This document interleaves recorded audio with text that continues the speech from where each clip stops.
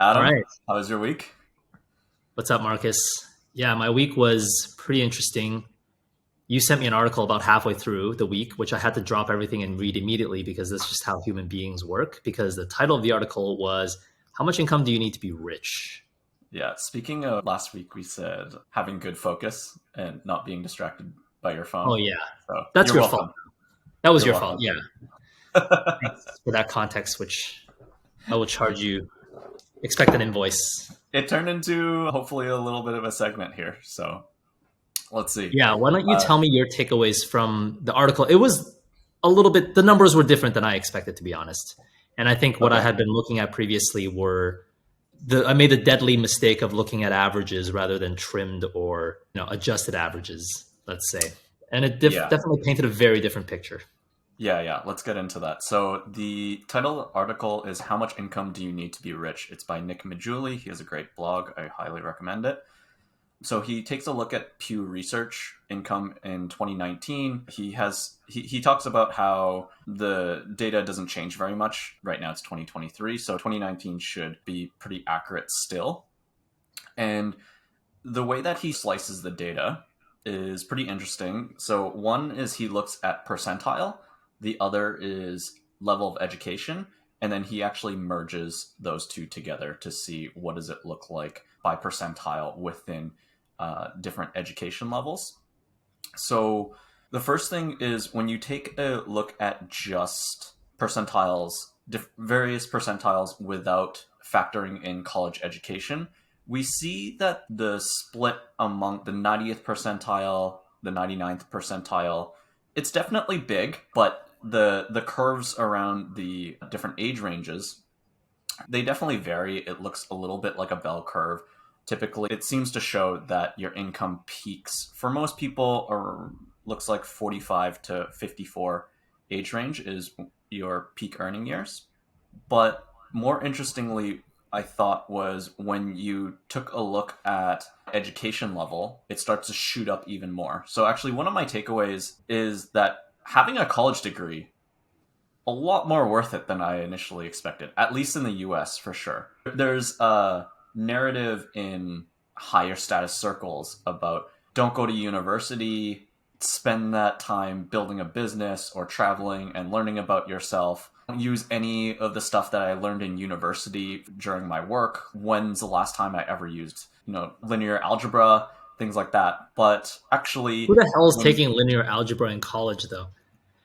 No, but I know what you mean. I did, People say, like, when am I going to use math in the real world? And it's like, oh, literally every single day, right. since you're making good money. If you're not, Yeah. you're probably not making good money. That So if is we take a for look real. at If you want to make good money, make sure you know how to do math Yeah, in high school. absolutely. I think that I need to actually. I get lots of urges to go back and redo some math courses just to force myself to get more in the practice and keep it up because I've definitely noticed that my skills since university with thinking about how to structure these mathematical problems is dwindling because it's been such a long time where I've had to really push myself to be able to solve those kind of problems. But anyway, the graph here, what it shows, taking a look at the 90th percentile income by age and education level, and you can see that those within the college degree cohort in the bottom right, you have a high variation in the amount of income that you have, whereas the no high school, and some college, you get capped out. And yeah, I mean, this is by 90th percentile, so you're in the top 10% at this point, but you get capped pretty quickly. So for the average person, probably who won't end up starting a big business, a college degree, very worth it. Yeah, what do you get capped out at 90 percentile for no Uh, college or some college? for some college, 55 to 64 at 168K. Okay, As a sounds comparison, high, but honestly, as a what's the comparison, comparison? yeah, for those that are under 35, the 90th percentile is basically the same level, 159K. Oh And wow, that so is three 20 decades no years of raise. difference. Yeah. That's very interesting. How about for the college grads? Their peak on the 90th percentile So one thing that's interesting here is that it peaks in between 45 to 54. I have some thoughts about that, and that is at 484K. We should also, this is for the 90th percentile, and we talked about this. Something that he distinguishes here is actually that this is household income. So we assume that that combines to income earners. And you and I did talk about this. And once we get into the 99th percentile, we see that we see the range go even wider. And some of the takeaways that me and you had were probably those in the 1%. Even though that this shows household income, kind of expect that it's probably one income earner. So I think one of the takeaways is that at the 1%, the variation starts to get really big. And the way that you're able to, let's say, increase your income once you're at that level, it starts to get wide. Like at $200,000, and it seems at that level in the top 5% or in the top 10%, your increases are in the range of 10, 12% every 5 years.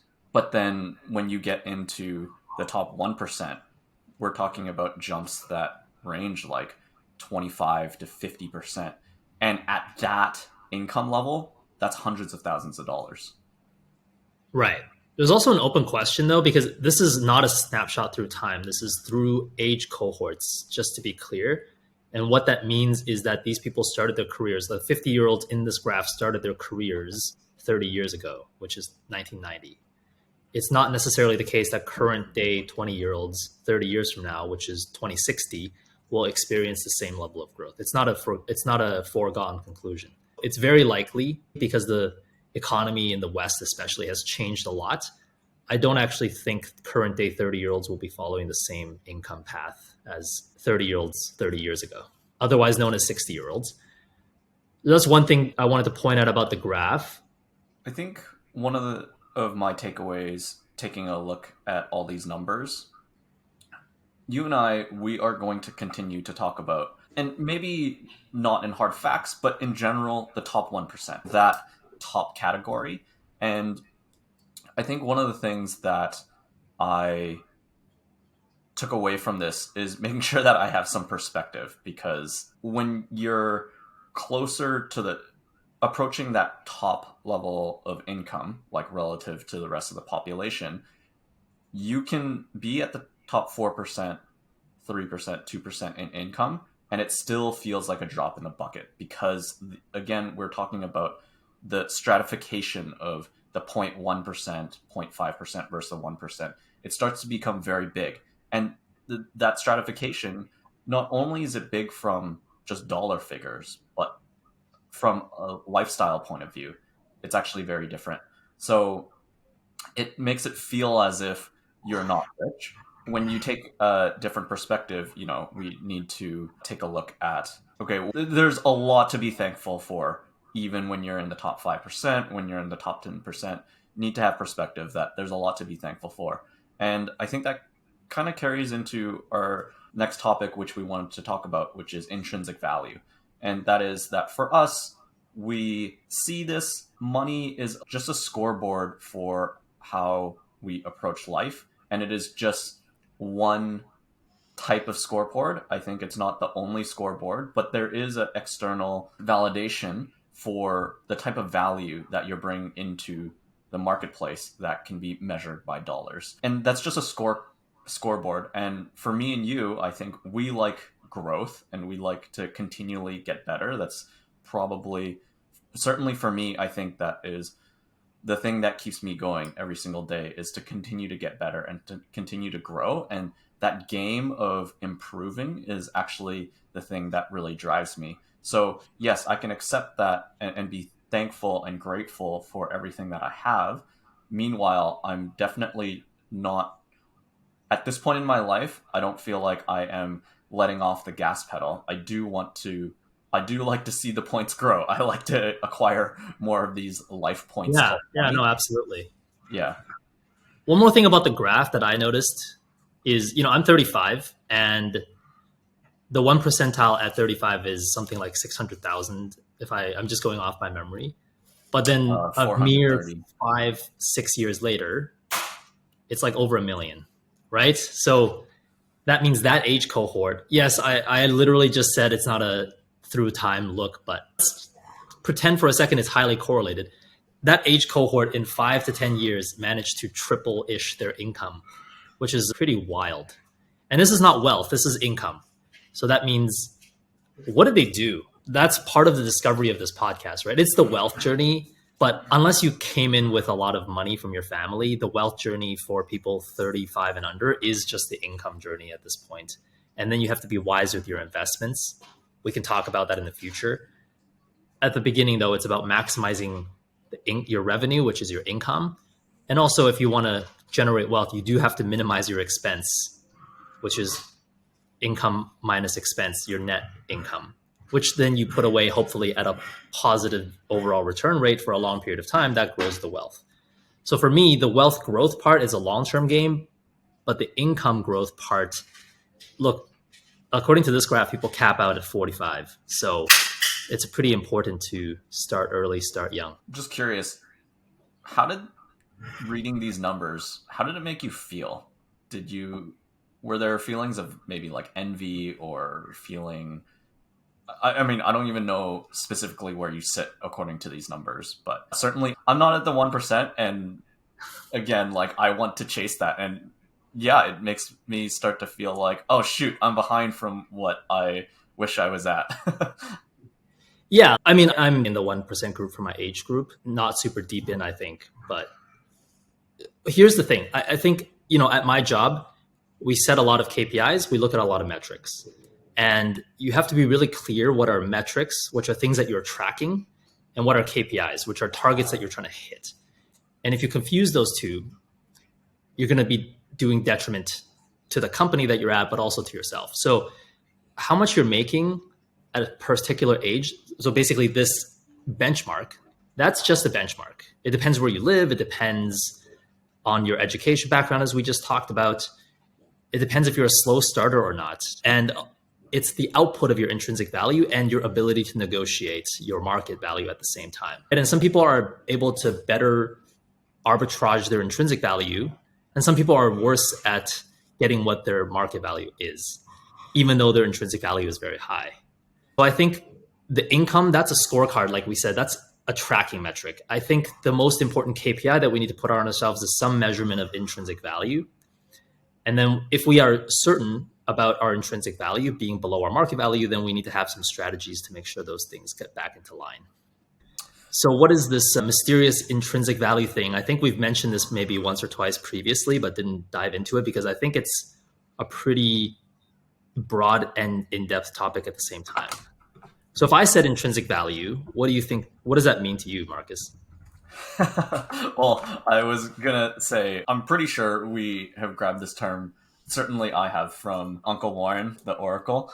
And he talks a lot about it Uncle in Warren. I his... call him Grandpa Warren, but yeah, that's Oh, right. I tell my kids that's your great granddad, Warren Buffett. He doesn't give out inheritance, so that's why you're still poor. strictly the way that Warren Buffett defines it is when he's looking at a stock or a company, he calculates his own value for what he believes the market cap should be. And that's based on obviously a ton of different factors.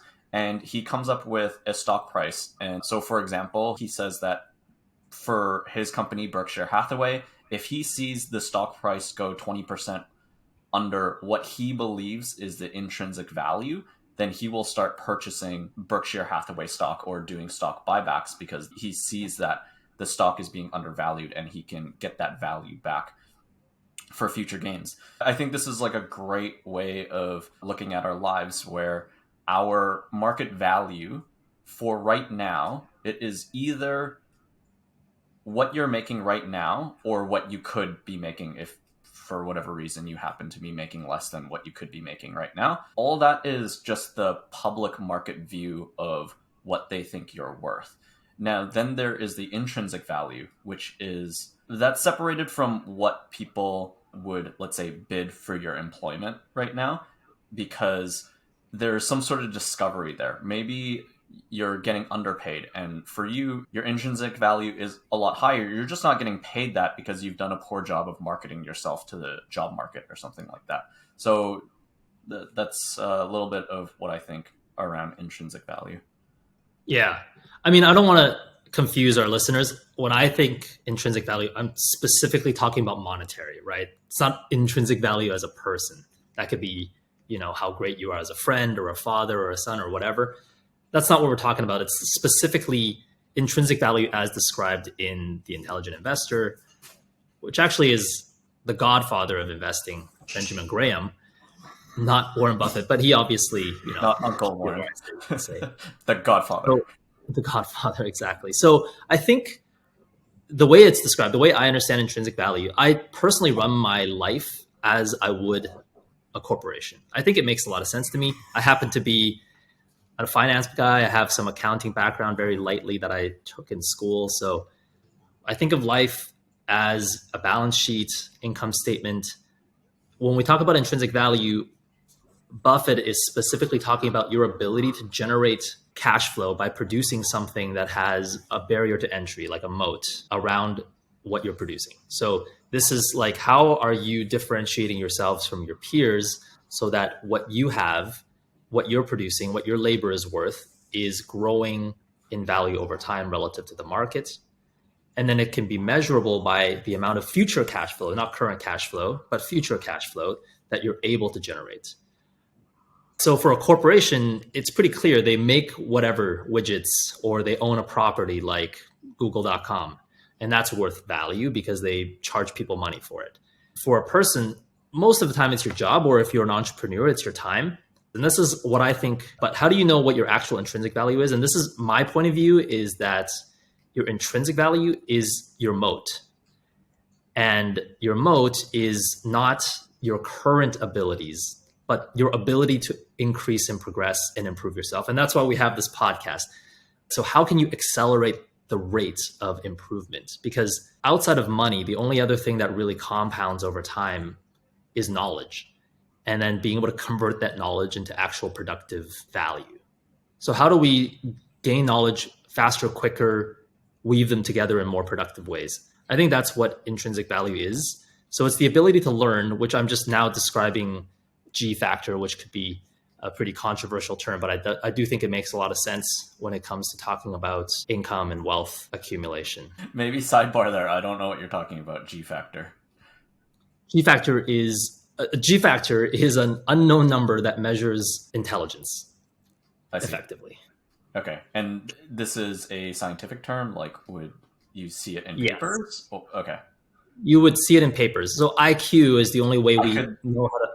IQ you can use to approximate G factor. G factor is a hypothetical, unknowable quantification of intelligence.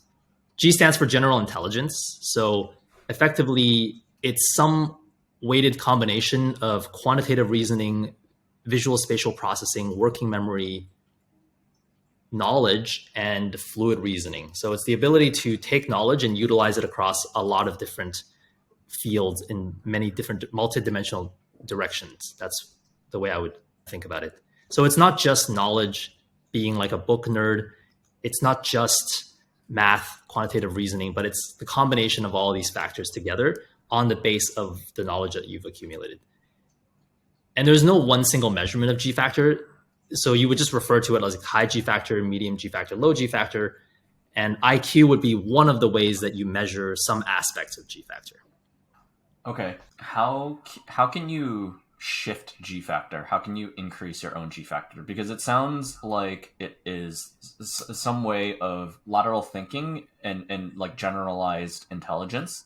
So that's quite hard. Like I can't read a book to increase my G factor. I don't think. No, I think you can. So so I think you can. The reason G factor at some points in time, currently, I think is one of those points in time, is incredibly controversial is because a lot of research suggests that the vast majority of G factor is in fact genetic. All right. So when you say genetic, there's two different ways that could mean. It could mean your DNA, which you literally can't alter. It could also mean your epigenomes, which would definitely involve the way that you were raised. It also involves in vitro nutrition, things like that. So poor people, rich people, they eat different food. Their babies are going to have different epigenomes. And this makes people uncomfortable because it feels deterministic in a way, like a very high percentage, let's say 70, 80, or 90%. Nobody knows for sure. But research suggests a very significant proportion is either DNA or epigenetic. However, that still leaves a large percentage that people ignore. And this is, you can train your children, you can train yourself. And 10%, even if it's the smallest amount that we think, hypothetically, 10% is a lot. 10% is the difference between the last place person in the 100-meter sprint and the world champion Usain Bolt numbers. It's actually less than 10%. So I'm still a bit lost. But like, fine, I get that that's something that can be some sort of external factor that we have some sort of control over. So what would be a way to be able to... Well, I mean, that's what I'm guessing that you want to talk about. How do we go about increasing that G factor in our lives? I'll give you an example, so you and I are both Asians. We're reasonably good at math. And there's this misconception that Asians have some sort of math gene and we're all just smarter and better at math. Absolutely false. There's no proof of that when you measure across population. Well, if we think about what Asians learn in school in Asia, not in the West, where the difference is gone, our schools and our parents made us memorize the multiplication table, just as a very basic example. So there are no Asian kids that grew up in Asia, went to Asian school, that doesn't know the multiplication table forwards and backwards, right? 4 times 6, 24. You don't have to think about it. It's there. It's in your RAM. And one of the main factors of general intelligence is working memory. So if your basic fractions or your basic division or your basic multiplication needs to go through actual processing, you're already behind somebody that memorized the multiplication table. But everybody can memorize the multiplication table. It's just literally a rote activity. So you can increase your G factor as a child or even as an adult by going back and memorizing the multiplication table. You'll instantly be better at math because as you get into more complicated concepts, you don't need to utilize actual processing power. You just have it in the background. And that's just one simple example, but many things in life work like this. You can offload it into the working memory part of your brain through practice. And then people generally accept this in sports. It's really crazy that we suddenly take a step back when it comes to intelligence, right? Think about people that play pro sports. They practice the same activity lots of times so that it's muscle memory. And that works. They do it because it works. Nobody in the NBA is pulling up for a 3 thinking, oh, how should I put up my feet and where should my elbows go? They just shoot the shot and it goes in a lot more frequently than it doesn't. So our physical minds work that same way. You just have to offload a lot of the processing into the background. Okay, so tell me if I'm hitting this here on the head. You and I, we worked at the same company, but I worked there for a long time doing the same thing. A lot of it involved writing SQL as an example. So I did that every day for 8 years. And then on top of that, a couple of years since then as well. And so when I look at a problem in the business and they say, hey, we need to measure X, Y, and Z, can you take a look at this analysis? I'm always thinking about it from first principles, and meaning get an understanding of the problem. What are the data points that might support or refute what we're trying to investigate? I'm thinking about these things. What I'm not thinking about how to acquire the data necessarily, or I'm not thinking about how I'm going to structure the data set or what tools that I'm going to use to actually dig into this. It's just like I think about the first principles, and then once I figure it out and I put some pen to paper to think as my thoughts, then I'll get into the code and I'll figure it out. But during all that time, the coding part is not something I'm thinking about because I've written so much SQL that like when it comes to that type of SQL, I just consider myself the top 1%. It's just automatic. I barely really need to think about it. Would that be kind of an example of, I don't know, let's call it something that I did to increase my G factor? Around analysis, absolutely. Absolutely. And I think analysis is something that requires a very high level of G factor. So what I agree with you. Like, I didn't know SQL before we started working there, and that was one of the most important skills you and I picked up, in my opinion. But not only did we pick it up, we taught it to everybody we hired at the company. And there were people from very diverse fields. None of us knew SQL before we got there. All of us knew SQL before we left. It's like the multiplication table. Almost anybody can learn SQL. I mean, I haven't met anybody that can't, but I'm assuming there's obviously like exceptions to everything. But exactly, if you know SQL, and now at my job, which is product management, I'm much more effective of a product manager when developers say, ask me about logic for certain things, because I know how I would extract a table to look at it. I'm not in fear of that when they ask me. So this makes a huge difference, exactly as you say. So yeah, I do think that that SQL skill contributed to our G factor, definitely. Where the so what I'm taking away is that any skill that you begin to really build and it becomes, let's call it, just part of your subconscious almost, then it sounds like that's an increase of G factor. Is there limits to how we're thinking about this? So on the last podcast we were talking about Venn diagrams of learning different skills and combinations of these skills, but really we were talking about skill building and getting to some working knowledge of specific skills in order to further our career and our lives.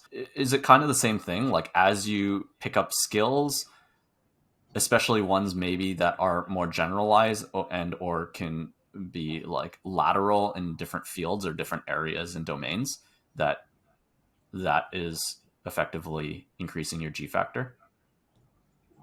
Yeah, I think anytime you force your mind to work in ways that it's not used to working, especially around quantitative reasoning or logical reasoning, anything to do with numbers, it literally changes the physical structure of your brain because you're forcing it to create additional neuron connections.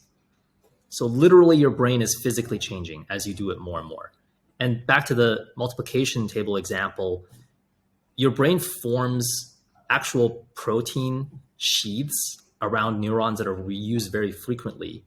Not only does it protect you against Alzheimer's, but it increases the speed at which those neurons can talk to each other. Your brain is very, very large because it's basically a very thin sheet, the processing part of your brain. It's a very thin sheet wrapped around a ton of crevices. And to get from one side of the brain to the other side of the brain is really far. It's like a tennis court. So having this protein sheath, it's like a highway for your brain to communicate with each other. But one thing I will say about G factor, though, you asked me earlier, I think there's two components to it. Just the way I think about it is like computers, right? It's like hardware and software. So there are going to be people with far superior hardware, and there are going to be people that have currently superior software. And both of those, I think, is going to be difficult to catch up in many ways. However, while G factor is a very strong component, and I know society is uncomfortable talking about it, but G factor just is a very strong component of income, wealth, and value generation in general. It's a very strong part of your intrinsic value. However, it's not the only thing. So I've met people and I've worked for people whose G factors are out of this world. Like if we think about it in terms of standard deviations, let's say, I think I'm something like 1.6, 2 standard deviations in G factor. If you meet somebody that's a 4 or 5 standard deviation, it's like a once in a lifetime opportunity that you'll ever get to meet them, and you only meet them in specific circumstances like a multinational company, for example. It's very difficult. You might randomly come upon a genius. That's definitely possible. I don't think I have the capability to increase my G factor another 2 standard deviations. That's just beyond my capabilities, in my opinion. Maybe I'm wrong. Maybe I'm underestimating myself, but that's, I think, a realistic assessment of where I'm at. The important thing is to not then put yourself on a path to directly compete with those people. There are going to be areas where G factor is unlimited contribution. And there are areas where G factor is capped out too, like the contribution of G factor is capped out. For example, if you were doing a drag race, then the stickiness of your tires and the size of your engine is almost uncapped. If you could strap a rocket engine, you're just going to be faster. However, if we're talking about a really windy road, that's very different. Now, the acceleration and the top speed by itself is not the only thing determining the outcome of that race. So you just have to be very careful in assessing. Again, I think your intrinsic value is your KPI. So you have to be very careful in honestly assessing yourself and then honestly assessing your potential, making sure you're putting in the optimal effort to maximize your intrinsic value. But let's say it's G factor specifically that we're talking about. If you meet a limitation there, just pivot. I think that's okay. I'm always working on my G factor in various ways, but I'm also just not going to compete with 4 or 5 standard deviation people directly using G factor. That's just not the smartest thing to do. Right. I feel like we're using some of these terminology and it feels very specific. So we've been talking about like analytical ability, and this feels like a very specific type of intelligence. But I think, let's say, I'm the same way. I'm not going to get to 4 standard deviations in terms of analytical ability. Like that's not even a remote possibility. I think you're saying be realistic about what you can achieve. But it's a lot more dynamic than that, right? Like maybe I'm a genetic freak when it comes to athletic ability. Maybe what I should do is work on my jumping abilities so I can do whatever, play volleyball, Oh, yeah. professional volleyball or something like that. Absolutely. Because that would be part of your intrinsic value. Right. But even there, if you think about athletes, that's a really good point, actually. If you think about freak athletes, there's the difference between somebody like a LeBron James and somebody who makes a lot of money just like LeBron James, but 5 years after retirement is completely broke. Right? And it's not their athletic ability that's deciding that. It's their G factor. Now, both of them have athletic ability. One of them worked hard on their G factor, not by going to college, by the way, in LeBron's case, obviously. So it's a lot of it is by becoming friends with Uncle Warren. Right, exactly. Maybe that is important. Oh, but maybe some people would have blown him off because he's some old white guy who's at the time already 70 years old. So part of it is probably humility as well. You can come to these very different outcomes when it comes to wealth, even with the same underlying abilities potentially. So the software definitely matters a lot. And my software tells me, hey, pivot when you hit competition that is way too strong for you. Don't get just stubborn. I think part of being really smart is recognizing you'll never be substantially more really smart. And me pivoting to a different industry makes a lot of sense for that. And I think a lot of entrepreneurs are like this. Maybe they're not the smartest people in the room. They don't have to be, but they founded the company and they have something else intrinsic to them. Maybe it's the ability to take risk at the right time. Maybe it's the ability to execute and get people together to push towards a goal. So those are things that you're not competing on the same track as just G factor, for example, right? So you do need to improve all of these things. How you utilize them also determines the outcome. So if I'm like the third best soft drink in America, maybe I should expand to Asia. There's companies that stayed in their core markets way too long and fought all this hard competition while people just went to like lower competitive places and thrived and became bigger. KFC, for example, competing super hard in the US, losing market share every single year to McDonald's. They go to China, biggest fast food restaurant in the world. Yeah. My main takeaway is a little similar to what we talked about previously, which is increase your skill, find different areas where you can find different areas that you can improve your skill, and these things are going to increase your intrinsic value and thereby increase your market value. Do you have some specific takeaways as you want to talk about this? Yeah, I think one thing is to be very self-critical. You and I are pretty good at this because we care about progression and being self-critical and being realistic. So neither too not optimistic nor too pessimistic about yourself is very important. And one way you can measure yourself is by asking your friends and asking other people. And the other way is to compare yourself to other individuals and not making excuses, right? All of us have some aversion to being compared. Maybe it comes from when we were raised and our parents would do it to us and feels like really terrible. It's ego. It's ego. However, I think you put that aside and do honest assessments, be introspective. That's number one, because it's just like running a company. You can't optimize what you can't measure or you refuse to measure. If you're in a unionized environment, then they refuse to measure worker efficiency, well, you can't improve that metric. So don't set that as your KPI then. if you want to improve something, you have to be painstakingly careful in how you measure it. And then I think being realistic about the limitations, that's what we talked about. And then if you want to increase your intrinsic value, and remember, this is a moat-like concept, meaning differentiation. And we're talking about moving from, let's say, 10% to top 1%. That's elite. So I think you have to be able to tune out a lot of the outside noise and think about what it means to be in the 1% intrinsically from earning perspective. And I think that means to differentiate yourself substantially. If you look around at your peer group and they're not clearly the top 1% or clearly the top 5%, then, and you're living your life every day just like them, exactly like them, right? That's probably not going to work out for you long term. You have to be doing something very different from other people if you want to really be elite. And elite athletes know this. They find every little edge that they can. We have to treat our lives the same way and find every little edge that we can. So I don't think we're going to be able to explain what literally every single type of intrinsic value and how to increase it per se, but the general concepts, we'll keep talking about it. Last episode, for example, we talked about reading. So the act of reading already differentiates us. And then what we read further differentiates us over time. And I think Charlie Munger calls this lattices of knowledge. So how all knowledge kind of hangs together. And if you can properly arrange them into frameworks, like lattices, that's going to differentiate you as well. So the acquisition of knowledge, the acquisition of the ability to gain even more knowledge, and then arranging them correctly, this definitely lends to intrinsic value. It's not the only thing. I do think careful selection of which pond you want to be in, like you're a fish, which pond, big pond, small pond, medium pond, blue pond, orange pond, that is also very important to how much intrinsic value you have.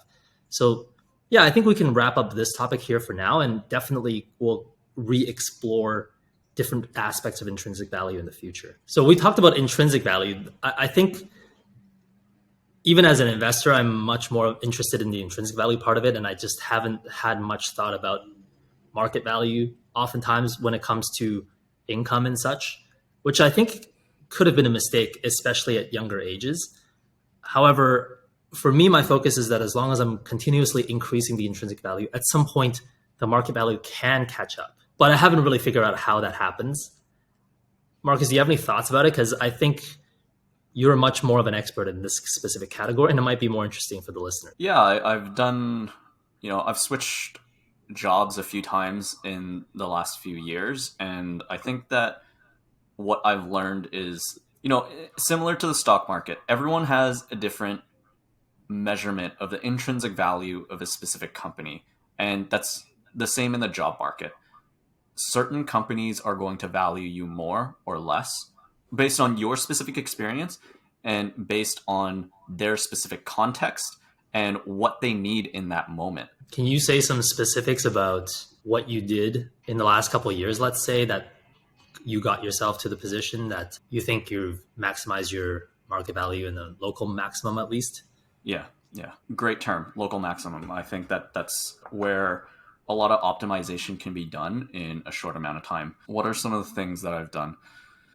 I think bring some topics together, but one is I optimized my LinkedIn quite a bit. I spent a lot of money actually on optimizing that, and I hired people to actually help me with that. And so, like, according to LinkedIn, I think they put my profile in the top 1%, like according to them on whatever algorithm that they use.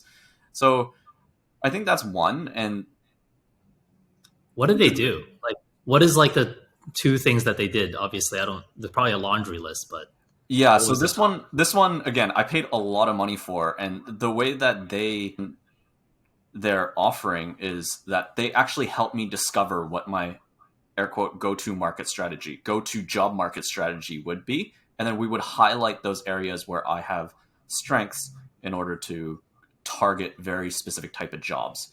You're trying to find the local maximum. And so if you can find the type of positions, a combination of position and type of companies that would fit that criteria, then you you customize your profile to specifically target that niche, which is exactly like what you would do in marketing your company, right? Find the persona that you're trying to target, who is your target avatar, and write the words and speak the language that they speak in order for them to feel like you get it and that you are like them. Let's say you understand them. So it's about matching supply with demand. That's pretty important. I think I just want to reiterate that you have to be very self-critical when you're assessing your own intrinsic value, because if your intrinsic value is much lower than you think, and then you go out and spend a ton of money optimizing your LinkedIn, that's not going to turn out the way that you'd expect. So Marcus, if you could give me one more tip about maximizing your market value, what would you say has been the most impactful thing that you did in the last 2, 3 years? I learned a lot from this one single book. I have it here. I think it's called The Seven Rules of Power. If you look it up, it got published in 2022 or 2023, I think, from a professor in Stanford. So you'll be able to find it. It has some specific tips in there, but I think what I learned a lot from it was what little things you can do in order to change how you are perceived. And there are, call it almost hacks, like they're little, it's like short circuits in everyone's brain that automatically makes you perceive certain people in a certain light. And the way that you present yourself, if you're able to make some minor tweaks, you're able to kind of like hack that part of the brain and make yourself appear more X, Y, and Z. One example would be your appearance. That's something that is on the top of my mind a lot more than before. Before, I always thought, me and you were very much thinking about our intrinsic value only, and our market value was we're getting paid below our market value. So in terms of trying to convince myself, oh, you should save more money, don't worry about how you look. I look like a slob on the outside. But I think that actually impacts the way that people perceive you. So that could be the way that you take care of yourself, that could be the way that you dress, by extension the way that you appear, that could be the way you walk, that could be the way that you stand, that could be the way that you even talk. You and I, during the process of recording this podcast, we find ourselves using very poor verbal tics, and that's something that we're trying to actively correct, because when we observe other people in the 1%, they have very strong authoritative voices, deeper voices. They're able to talk clearer or talk faster or be able to communicate the message a lot clearer. So, I mean, this is one of those things. And then by extension, if we're talking about job market and remote world, that's where I go back to the LinkedIn profile, because I have had the privilege to be a part of winning a bunch of awards for various different types of projects. Sure, I did good work, but I didn't apply for those awards. The other people did, and I got to happen to benefit from them. But I'm definitely going to put that on my resume or profile, and it looks impressive. Like when I talk about those awards, it is very impressive. One of them, I was fortunate to win a specific hackathon for a software in Looker. So when I'm talking to places that are looking for Looker talent, I just say that, and I say, oh, by the way, I also led the team to win the hackathon at their conference, blah, blah, blah. And I get reactions like, oh. And these are just things on the outside that will hack your way through a lot of noise, because these are signals, these are external signals to the market. The other things is just the way that you talk in presentations, the way you network, all these subtle signals, I think, are ways that you can kind of hack. So yeah, I definitely encourage you to read that book. There's definitely very specific takeaways, but I think in general, what I learned was that if you want to quickly hit your local maximum, these are ways that you can go about doing that. Yeah, makes sense. There's this YouTube video about how to stand properly, literally holding your stomach. There's exercises that you do. It's not for our purposes. It's literally like a fix your posture video about not forward leaning with your neck. It's a very Asian thing to like forward lean and slump and shoulders inwards. I think everybody should get on that. It's very low cost, and it also makes your spine health better, and you're better perceived just in general. Every market, job market, dating market, it's very low cost. Yeah. Just go check that out and do it. Yeah, I think this is one of those things that is not popular to talk about, but the reality is that we all make snap judgments, it's scientifically proven. I think I send you a little thing earlier? I'm pretty sure. And it's just everything that we talked about. They measure like showing a picture for a quarter of a second of a person's face and what type of features they have, and if they like look healthier or if their hairstyle is a certain way.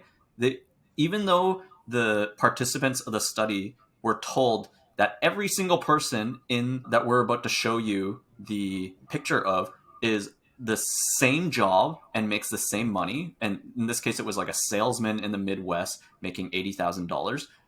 We want you to attribute attributes about this person by just a quarter of a second flash of a picture. And they say those that were healthier or presented themselves in this, let's call it stereotypical, more successful way, they attributed more leadership, and that person would have a more successful time saying certain things and just like weird things like that. So I think the reality is that this is the way that the world works. And I think for a long time, I went against that because I didn't like it morally, but I was just shortchanging myself when I did that. And I decided that I was not going to do that anymore. For the Wealth Journey podcast, we can't spend time whining about people's biases. Everybody's biased in different ways. Many people biased are in the same way, and most people are biased in many ways that are different from each other as well. We can spend time judging these biases as immoral. Honestly, a lot of it is. And just because I'm aware of a bias doesn't mean I condone it. However, there's no time in our lifetime to change and fix every single bias. It's just the way human brains are structured. Pattern recognition. It would behoove us to learn about it and then work our way around it. That's the best way to put it, is working our way around people's biases. We're helping them overcome their own cognitive bias. That's how I see it. And if that doesn't make sense, if that's too much of an explanation, then in the immortal words of Will Smith, don't hate the player, hate the game. That's a good ending. All right, I think you can call it right there. I think just to hammer that point a little, one more, because I wanted to say it earlier. You were talking about earlier, we worked at the same job and everyone around us was learning the same skills, but we also have different outcomes for a variety of reasons. But one of them is just, I think one of them is how you present yourself. Are you able to go to market with the same skill set and present it in a specific way? And that could mean a bunch of different things. That could mean the things that I talked about. But there are the other things that I didn't talk about, which is just thinking about which are the companies that I should target and how I'm going to craft my core message of who I am in order to fit their needs. I would say that it requires skill. Not everyone is doing it, and not everyone can do it because it takes a certain ability to do that. So, yeah.